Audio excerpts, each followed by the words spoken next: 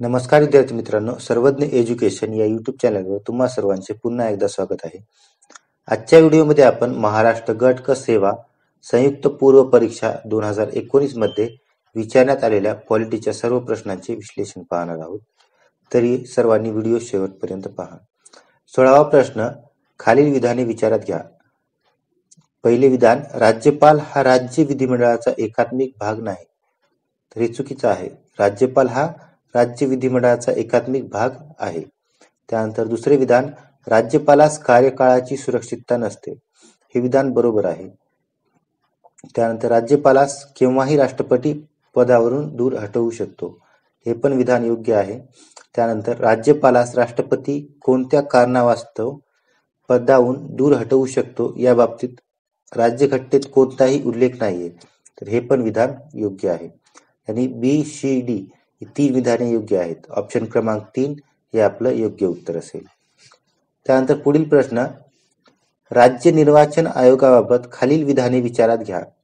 विधान 1, ग्रामीण व शहरी संस्था सदस्यांद्वारे निवडण्यात येणाऱ्या महाराष्ट्र विधान परिषदेतील सदस्यांच्या निवडणुकीसह ग्रामीण व शहरी स्थानिक संस्थांच्या निवडणुका याद्वारे घेतल्या जातात.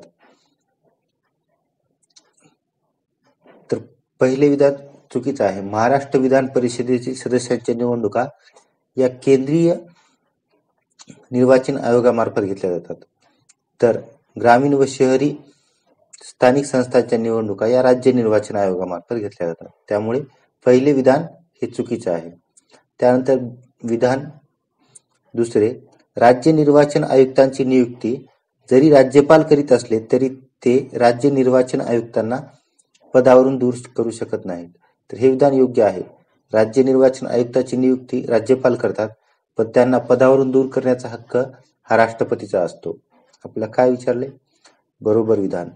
तर विधान बी हे बरोबर आहे. ऑप्शन क्रमांक 2 हे आपले योग्य उत्तर असेल. त्यानंतर 18वा प्रश्न, सरकारी आयोगाच्या शिफारशीबाबत खालीलपैकी कोणती शिफारस ही चुकीची नमूद करण्यात आलेली आहे?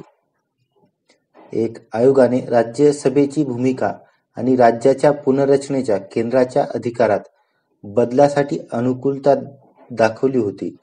तर नाही, बदलासाठी अनुकूलता दाखवली नव्हती. पहिले विधान चुकीचं आहे. आयोगाने राज्यघटनेच्या अनुच्छेद 356 चा अगदी क्वचितच वापराबाबत अनुकूलता दाखवली होती. तर हे विधान योग्य आहे. त्यानंतर आयोगाने राज्यपाल पद संपुष्टात आणावे ही मागणी फेटाळली होती. तर हे पण बरोबर आहे. त्यानंतर तिसरं, आयोगाने 3 भाषा सूत्रांच्या अंमलबजावणीस अनुकूलता दाखवली होती. हे पण विधान योग्य आहे. आपल्याला काय चुकीचे विचारले? आपले योग्य उत्तर असेल ऑप्शन क्रमांक 1. त्यानंतर 18वा प्रश्न, विधान परिषद निर्माण करण्यासाठी संबंधित राज्याच्या विधानसभेने हजर राहून मतदान करणाऱ्या सदस्यांच्या 2/3 बहुमताने ठराव पास करणे आवश्यक आहे. तर हे विधान योग्य आहे.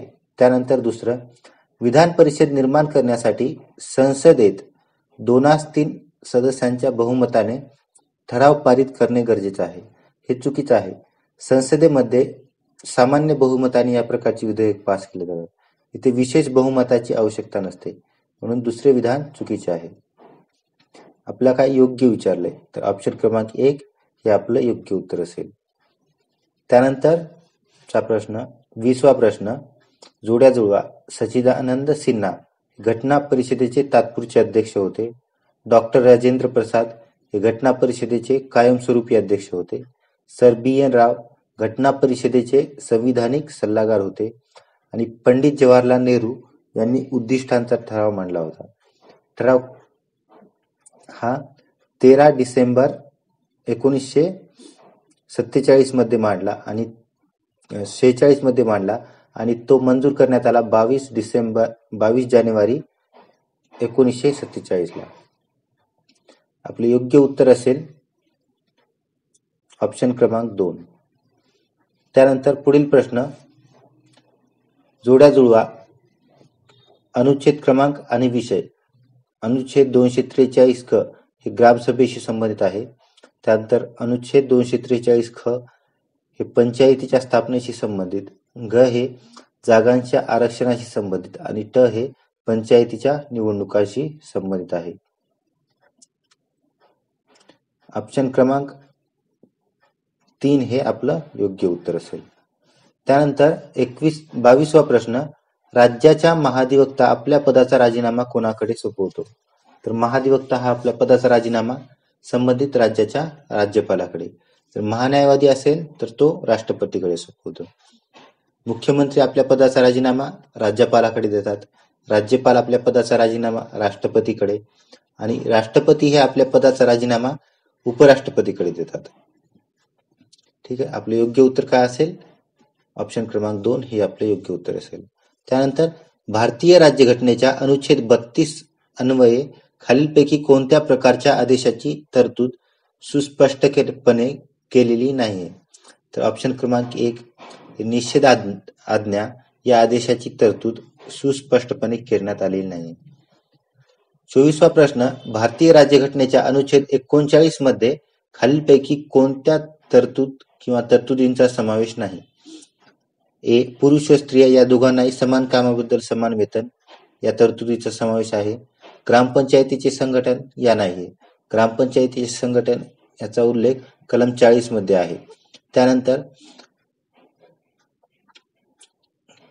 लोक कल्याणाच्या संवर्धनासाठी समाज व्यवस्था प्रस्थापित करणे याचा उल्लेख कलम 37 मध्ये आहे. हे पण चुकीचं आहे. त्यानंतर उपजीविकेचे पुरेसे साधन मिळवण्याचा हक्क स्त्री पुरुष नागरिकांना सारखाच असावा याचा उल्लेख कलम 39 मध्ये आहे. आपलं काय विचारलंय? नाही विचारलंय, तर बी आणि सी चा नाही. ऑप्शन क्रमांक 2 हे आपलं योग्य उत्तर असेल.